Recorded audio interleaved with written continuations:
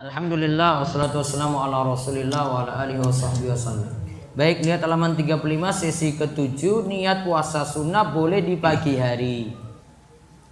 Misalnya mau puasa mau asal puasa saja. Hari ini pagi-pagi belum sarapan.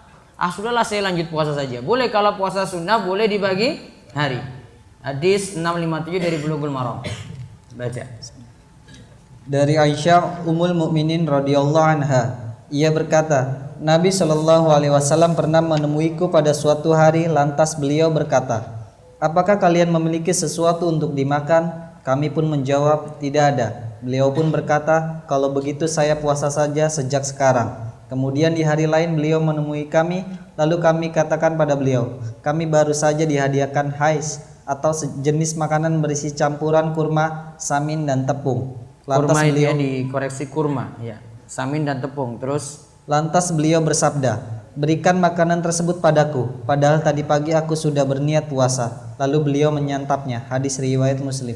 Nah, pagi hari beliau sudah niat puasa. Ketika diberikan makanan hais, lantas beliau batalkan puasa untuk sekadar menyantap makanan tadi. Sekarang kita lihat faedah hadis. 1. Boleh berniat puasa sunnah pada pagi hari. Hal ini menandakan bahwa puasa sunnah tidak disyaratkan tabbitun niat atau berniat di malam hari. Namun ini berlaku untuk puasa sunnah mutlak. Sedangkan puasa sunnah tertentu atau muayyan yang dikaitkan dengan waktu tertentu, maka sama dengan puasa wajib harus ada tabbitun niat, yaitu niat pada malam hari sebelum fajar subuh. Misalnya seseorang yang melaksanakan puasa Ayyamul Bid atau 13, 14, 15 Hijriah, maka ia harus ada niat puasa sunnah sejak malam. Jadi berlaku untuk puasa muayyan tertentu baik puasa wajib maupun sunnah. Harus ada niat puasa sejak malam hari. Demikian penjelasan dari Syekh Muhammad bin Shalih Al-Utsaimin rahimahullah. Nah, kalau kita lihat tadi puasa sunnah yang tidak ada ini ya, tabiutun niat puasa sunnah nggak perlu. Ini cuma berlaku untuk puasa apa berarti? Wajib. Ini niat puasa wajib.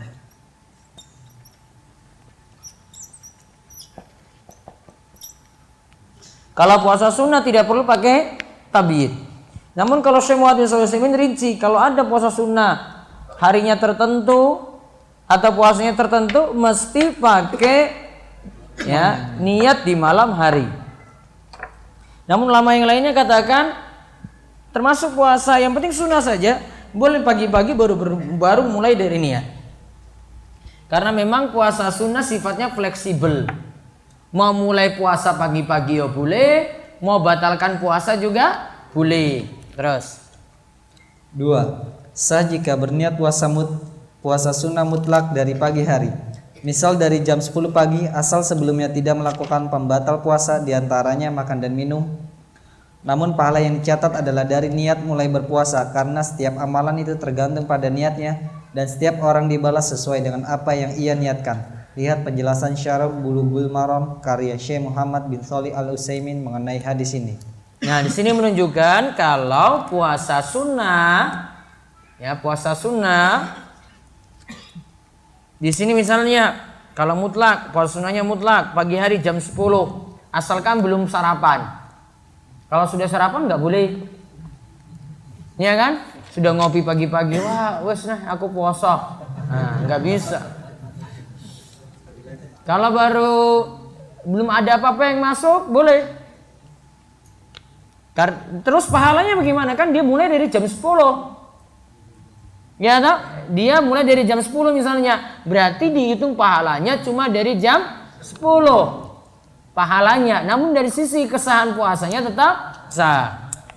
Terus batasan waktu. 3. Batasan waktu niat puasa sunnah ini ada 2 pendapat. 1. Tidak boleh setelah pertengahan siang sebagaimana pendapat Abu Hanifah dan murid-muridnya. 2. Boleh sebelum atau sesudah waktu zawal. yaitu tergelincirnya matahari ke barat, karena tidak disebutkan batasan dalam hal ini.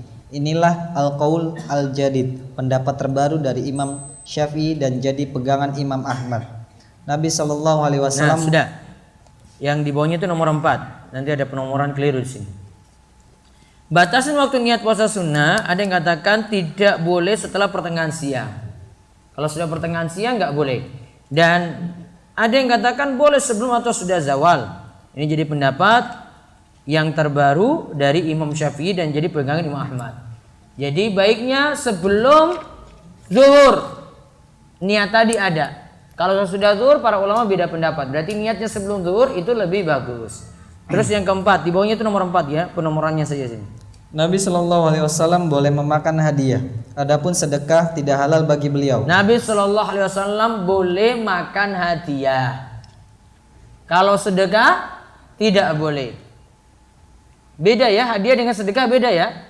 Kalau sedekah ini orang susah nih diberi sedekah. Kalau hadiah ini memang untuk setiap orang, namun ada orang kaya juga diberikan hadiah. Itu namanya hadiah. Nah sekarang apa dalil Nabi Shallallahu Alaihi Wasallam tidak boleh menerima sedekah? Lihat kisah di bawah. Kisah selanjutnya. Ubaid bin As-Sabbab menyatakan bahwa Juwairiyah istri Nabi Shallallahu Alaihi Wasallam pernah mengatakan Rasulullah Shallallahu Alaihi Wasallam pernah menemuinya lalu menanyakan, apakah ada makanan di rumah? Ia menyatakan tidak ada wahai Rasulullah. Kami tidak memiliki makanan selain tulang kambing yang didapati dari bekas budakku dan itu dari harta sedekah. Nabi Shallallahu Alaihi Wasallam mengatakan, bawa sini karena sedekah itu tidak masalah lagi bagiku. Artinya sudah berubah hukumnya karena sudah dimiliki oleh yang menerima sedekah, maka bebas ia berikan kepada yang lainnya. Kami tidak memiliki makanan selain tulang kambing yang didapati dari bekas budakku dan itu dari harta sedekah. Jadi gini.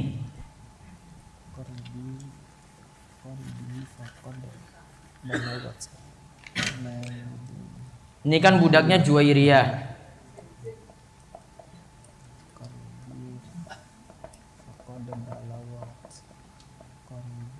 Terus ini Juwairiyah.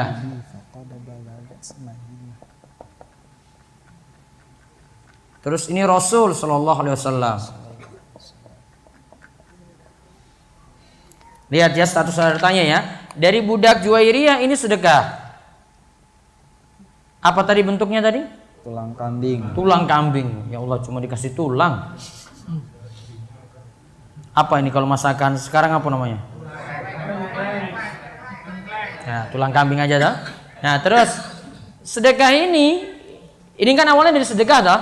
Nah, budak ini dapat sedekah. Terus dia serahkan kepada Juwairiyah.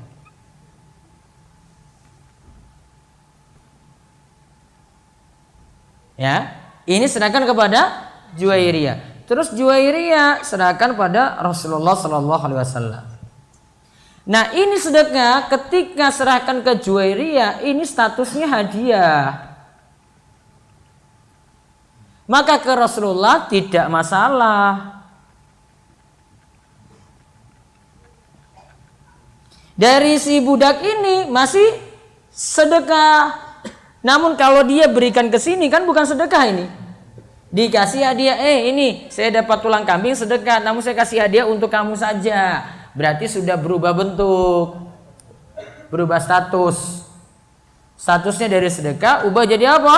Hadiah. Maka Rasul ambil dari Juwairiyah itu statusnya hadiah, tidak masalah.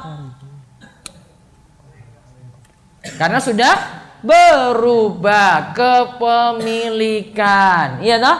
Awalnya dari budak ubah ke Juwairiyah.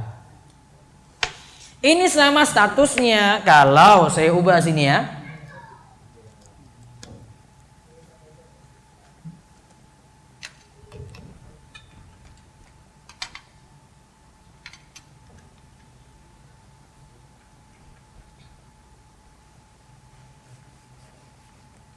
Saya ubah. Ini rentenir.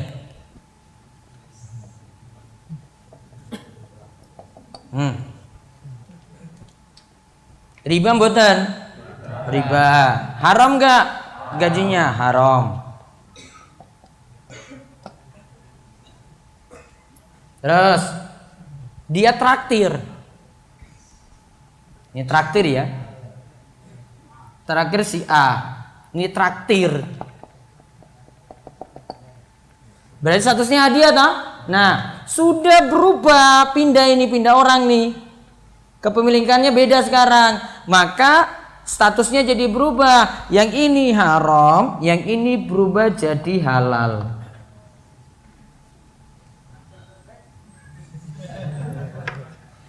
Dia yang kerja masih makan uang haram. Namun dia kasih orang lain berubah jadi apa? Halal. Sama juga kalau di sini rentenir. Dia beli di warung A. Uangnya sini haram, Pak. Ya kan? Haram. Namun dia beli warung ini terima uang dari sini. Namun dari status jual beli. Maka dia terima uang halal. Ini masih tetap haram. Siapa suruh kerja jadi rentenir? Paham itu? Nah, berubah kepemilikan belum boleh dipotong nanti. Berubah kepemilikan ya, berubah status barang. Berubah kepemilikan, berubah status barang, nanti terakhir baru dipotong. Ya. Paham ini? Nah, berarti masih boleh nggak makanan tadi dari traktiran boleh nggak dimakan? Boleh. Dia jual makanan, ini rentenir toh? Dia jual makanan. Ya, rentenir yang beli, uang yang kita terima dari jual beli boleh nggak dimanfaatkan? Boleh, uang dia beli barang saya kok. Saya kan nggak dukung dia, rentenir dia cuma beli barang saya. Itu statusnya untuk uang riba, sama perubahannya kayak begini kayak tadi. Gitu. Paham? Baik. Lanjut, nomor 4. 5. Boleh membatalkan puasa sunnah namun jika ada maslahat atau kebutuhan. Demikian kata para ulama. Akan tetapi, apakah ada qada dalam hal ini? Jawabnya, tidak ada keharusan qada. Nah, boleh membatalkan puasa sunnah. Kan sudah puasa, terus dapat haid, makanan tadi. Nabi SAW batalkan. Tengah-tengah, sama. Paginya puasa, terus siang-siang dapat traktiran. Milih traktir apa lanjut puasa? Traktir eman-eman. Bergizi lagi. Gratis meneh. Perbaikan gizi lagi. Terus dia batalkan, boleh. Ada qada enggak? Tidak ada qada untuk puasa sunnah. Terus nomor 5. Boleh menyampaikan amalan soleh yang sebenarnya bisa boleh menampakkan amal soleh yang sebenarnya bisa disembunyikan. Seperti dalam hadis ini disebutkan, berikan makanan tersebut padaku, padahal tadi pagi aku sudah berniat puasa. Dan bisa saja Nabi kita SAW tidak menyebutkan perihal niatan puasanya pagi hari, namun beliau menyebutkan demikian dalam rangka pengajaran pada kita selaku umatnya. Jadi kan Nabi puasa, terus dia bilang, oh saya tadi pagi itu puasa, namun ada makanan saya batalkan. Berarti dia nampakkan amal soleh, boleh. Terus yang ke-6. Setiap amalan sunnah boleh dibatalkan jika ada maslahat atau dalam keadaan butuh atau ada hajat. Adapun untuk jihad sunnah, maka jika sudah berhadapan dengan musuh tidak bisa melarikan diri. Begitu pula haji dan umrah yang sunnah, tidak boleh diputus kecuali jika dalam keadaan darurat, terhalang atau ada syarat terhadang atau ada syarat yang dipersyaratkan ketika berniat ihram. Setiap amalan sunnah boleh dibatalkan jika ada maslahat atau dalam keadaan butuh atau ada hajat. Kecuali 2 di sini. Untuk jihad sunnah, kalau sudah berhadapan dengan musuh tidak boleh dia lari. Ya, pengecut berarti. Kalau haji tidak boleh dibatalkan tengah-tengah. Umrah juga tidak boleh dibatalkan tengah-tengah. Selesai sesi yang keberapa? 7. Baik, ada pertanyaan. Tadi apa? Hukumnya kalau A juga udah tahu bahwa uang uang dia sudah tahu kalau si ini kerja jadi rentenir, sama. Status untuk yang bekerja riba itu uangnya haram untuk dirinya dan halal untuk yang lainnya kalau ngambil dari dia dengan cara yang halal. Kan prosesnya kan traktir hadiah, prosesnya kan jual beli. Nggak peduli dia mau apa, dia pekerjaannya dia tahu atau tidak. Pokoknya kalau dia tahu juga boleh dia manfaatkan. Ya.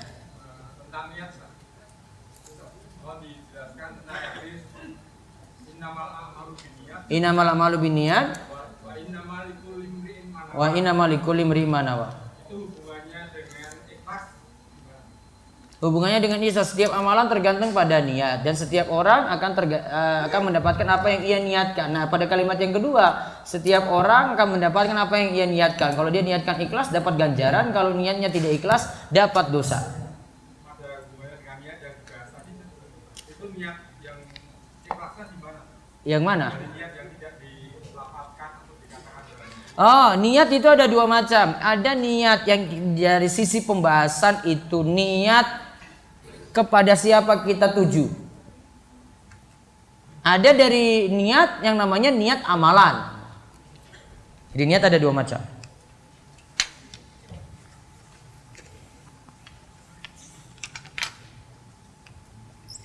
Yang pertama niat, coba di mengganggu sekali.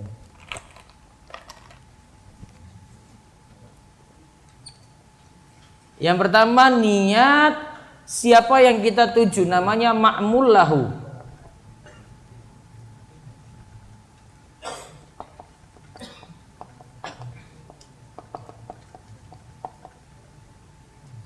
Pembahasan ini nanti pembahasan ikhlas atau tidak. Ini pembahasan akidah.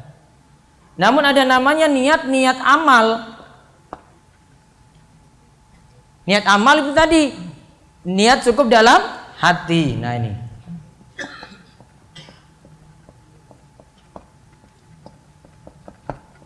Beda dengan pembahasan ini.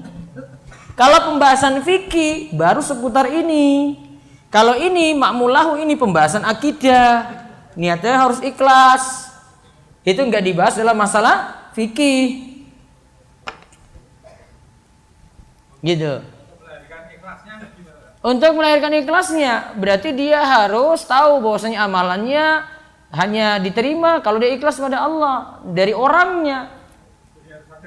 Harus sadar dan dia tahu keagungan Allah. Masa saya dengan manusia saya tunjukkan amal saya harus kepada Allah dong yang Maha Agung. Ya.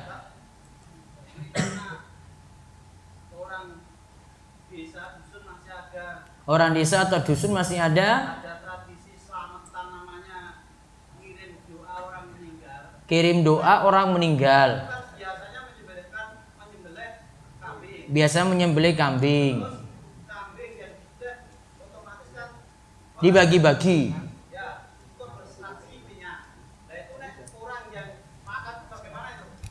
Baik, ini biar jelas. Ini untuk takmir aja toh ini. Kalau di Karangtengah orang wani aku. Nih lihat. Nyembelih, sembelian toh. Siapa yang sembelih? Enggak, siapa yang menyembelih? Bakaung.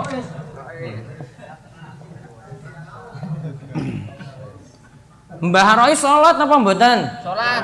Nah. Sholat nggak? Sholat. Alhamdulillah. Kalau jenengan bilang nggak sholat, wes saya sudah cancel itu, saya nggak mau lanjut lagi. Sholat. Sholat toh? Ya. Nah sudah, selamat. Satu baru satu. Terus yang kedua, itu niatnya untuk makan-makan apa untuk sajen?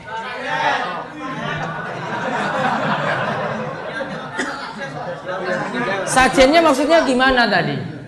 syarat selamatan meninggalnya, syarat Niatnya untuk yang mati tapi dagingnya tetap untuk yang diundang. ya jelas ya. Niatnya untuk mati, yang dagingnya untuk yang diundang, ya jelas. Aduh, putar-putar wae gini.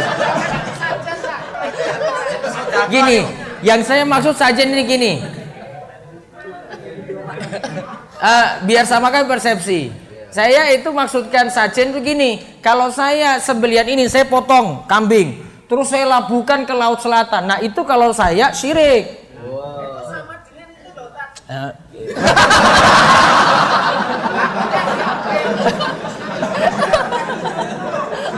Gimana? Tempat tidur itu dikasih lentera itu loh. Iya itu bukan gini. Jadi pahami saya dulu. Ini kalau ada sembelian toh, niki kepala kambing, ya toh. Terus dilabuhkan ke laut. Nah, itu syirik akbar. Nah, bentuknya kayak gini enggak? Itu untuk sodako itu loh. Nah, enggak. Makanya istilah jenengan dengan saya harusnya samakan. Sebentar belum, urung takon sih. Paham ini? Paham toh? Berarti ini bukan sesajian pada selain Allah. Sebentar, iki urung tak jaga wis simpulkan dhewe. Urung tak jawab lah, ini lagi saya pecahkan masalah.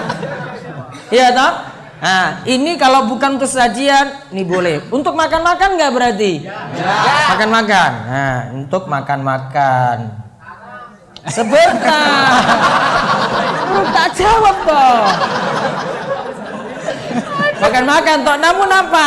Makan-makannya itu untuk acara apa? Selamatan kematian. Nah, gitu lengkap.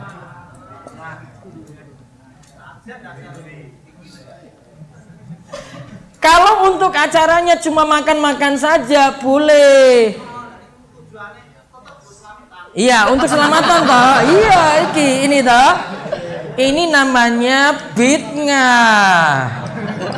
Nah.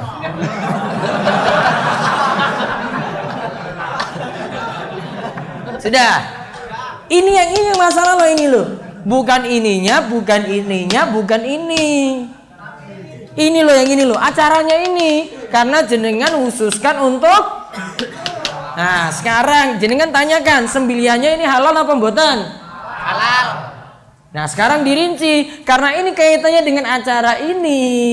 Nah, ini baru jadi masalah. Dirinci jadi dua gini. Kalau jenengan nerima karena takut omongan, kalau nggak diterima itu masalah, ya wes diterima. Kalau nggak dimakan lebih baik. Apalagi dapat omongan. Sebentar orang ditambah-tambah sih. Kue tempat Pak tadi itu ya. Jadi panas-panas tunggu. Namun kalau jenengan gini, dapat omongan gini, wah ini bapak iki orang melu selamatan, kalau dikasih daging malah diterima. Nah, mendingan nggak usah diterima daripada dapat omongan. Kalau sudah diterima nggak dimanfaatkan. Dia bilang kayak gitu. Pokoknya nggak dimanfaatkan, kasih ke orang lain. Karena itu makanan, iya tak? Nah. Itu dirinci kayak gitu. Ini kan terjawab nih.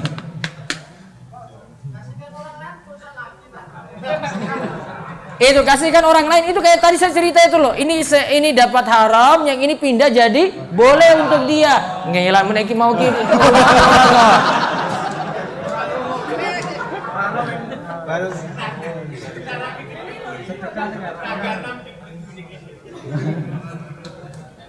Sudah ini. Ya, sebentar, ini belum rampung. Jadi sembelian tuh kayak gini loh rinciannya. Jadi jenengan itu pecahkan. Jadi jangan apa-apa ini syirik terus, belum tentu.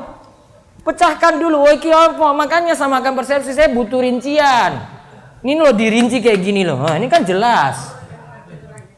terpecahkan masalahnya. Ini dulu penilaian saya tuh kayak gini dari dulu. Acaranya masalah. Namun kalau seandainya jenengan dikasih nggak tahu, ya, itu kan disembelih oleh Mbah Raisa, halal.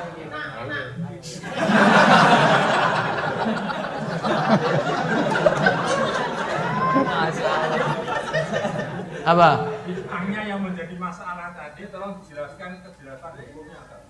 Bid'ah yang ini? Ya, ya. Acara selamatan. Makanannya tadi. Makanannya, Pak. Makanannya? Ya. Kalau mau tidak diterima. Namun jenengan bisa nggak pas dia mau ngantar depan pintu, Pak? Moh iki aku. Coba praktekkan sendiri. Wani. Kalau saya nggak bisa. Sudah datang sendiri kok. Iya tak, betul nggak? Nah, statusnya siapa yang nyembeli tadi? Ya sudah, halal sisi makanannya. Sisinya cuma karena acaranya. Contoh misalnya, ini bocah ini ada yang merayakan ulang tahun, ya. Acaranya kan masalah. Kalau saya bilang itu masalah. Namun dia bagi ke temannya dapat coklat. Dapat coklat. Coklatnya halal nggak? Halal, ya sudah, dipangkan coklatnya. Itu maksud saya. Ada kasus dan ini saya lihat sendiri. Acara selamatan itu biasanya dengan bacaan. Acara keselamatan itu biasanya dengan bacaan. Yuk jelas. Terus Ingkungnya itu dimasukkan ke dalam kelompok yang disajikan untuk sesajen. dimasukkan ke kelompok untuk sesajen-sesajennya gimana bentuknya? Sesajennya ada kembang, ada macam-macam, itu ada. Iya, terus diapain itu selanjutnya? Didoain sama kaum. Bid'ah. Bukan disajikan ke pohon untuk sedekah untuk pohon, bukan kan? Bukan toh? Nah, bid'ah berarti. Tadi mana tadi? Mbah Muji. Nah, penyembelihan ini masih ini ya. Ya itu sodako untuk almarhum bapak. Jenengan khususkan hari mboten? Khususkan hari tertentu enggak? Hari ke-7, 40, 100? Hah? Sebentar, ini Mbah Muji. Ini lagi bahas ini, Mbah Muji lagi nanya, saya tanya khusus dia ini. Kan niatannya beda. Dikhususkan hari mboten. Sewaktu-waktu misalnya ini, ini mau nyembeli kambing, nanti kambingnya saya bagi ke tangga gitu. Boleh. Itu namanya sedekah untuk orang meninggal dunia. Apa? Kaitannya ini orang lepas dari sini loh.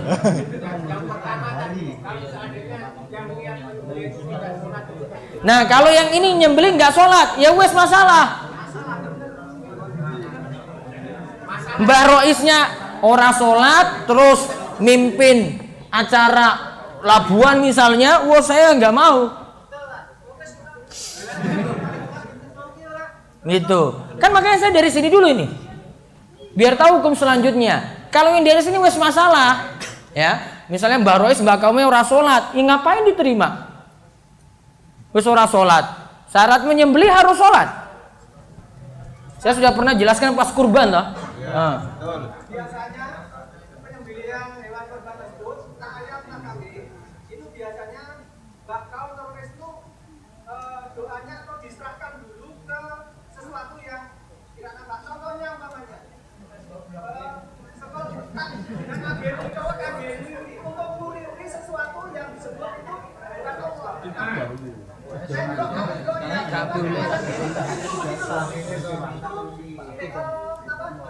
Penyerahan doa apa?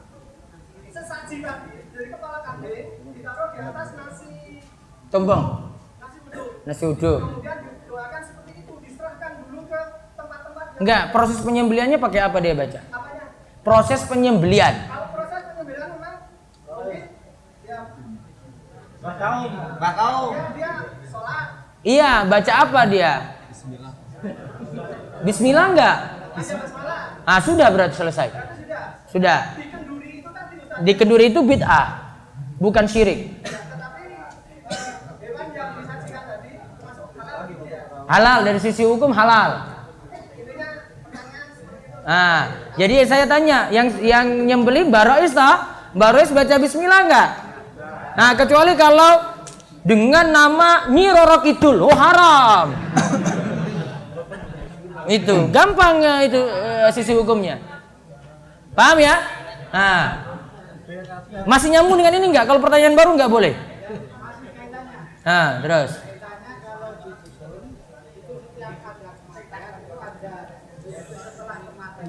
Setelah kematian ada baca yasinan, acara tahlilan, terus. Dulu jenengan yang mimpin. Nah, terus. Kalau saya itu tidak ikut, meskipun saya diolok-olok kepada tetangga karena tidak mendapatkan aliran usul. Nah itu bagaimana, atau kalau lebih baik saya ikut atau tidak? Lebih baik nggak ikut, wes kebaca toh. Iya toh, sudah terlanjur sekarang jenengan nggak ikut. Ya sudah, diomongin nggak masalah. Daripada sudah diomongin ikut lagi, nanggungnya sudah gak ikut saja, ngapain lama-lama. Kalau itu tanya itu ngel-ngelan itu gak pernah ikut tuh, pernah ikut nggak? Oh pernah. Itu kayak gitu tuh, balik lagi nggak, mimpin lagi nggak? Oh enggak, itu ono kancane loh pak. Iya nggak nanya kamu.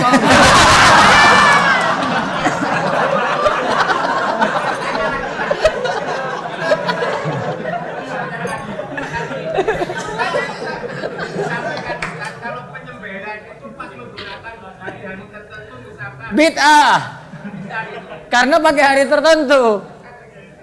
Yang penting dia baca bismillah, dari sisi dagingnya halal, namun karena acaranya. Kenapa dia khususkan hari tertentu? Misalkan niat kita awalnya bismillah, namun kita tambahin. Bismillah tambah-tambah apa? Ditambahin kata-kata ini hewan ini untuk si tunggangan gitu, almarhumah. Oh, itu namanya niatan sedekah.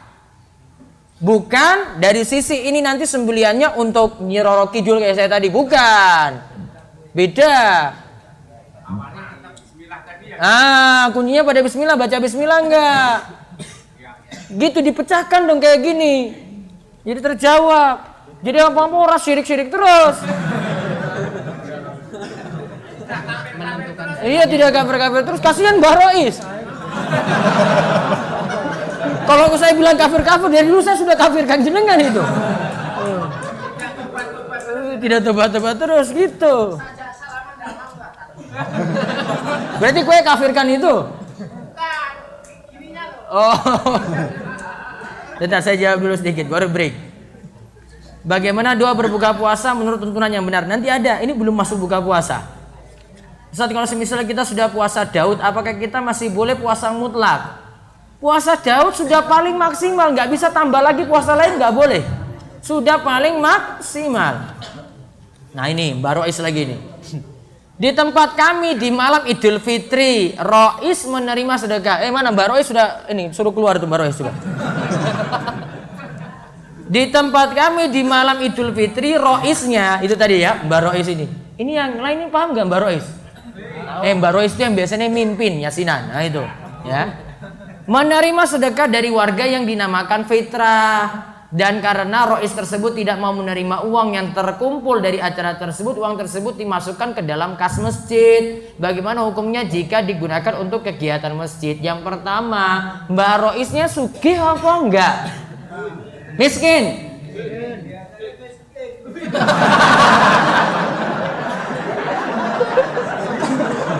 Biasanya miskin.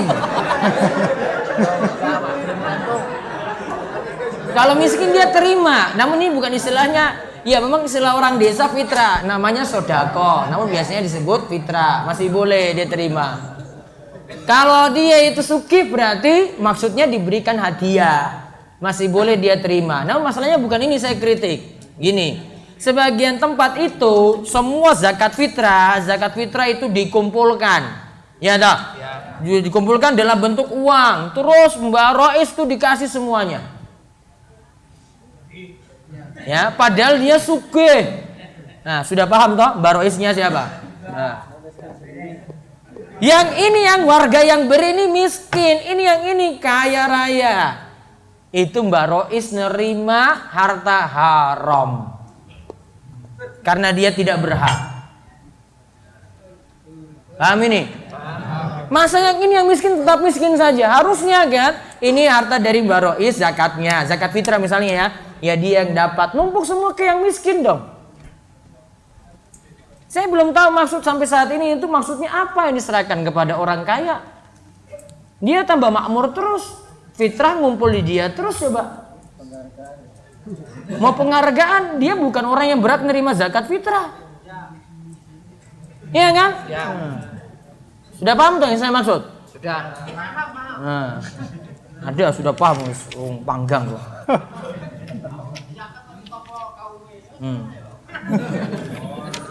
Sudah, istirahat dulu, break 5 menit.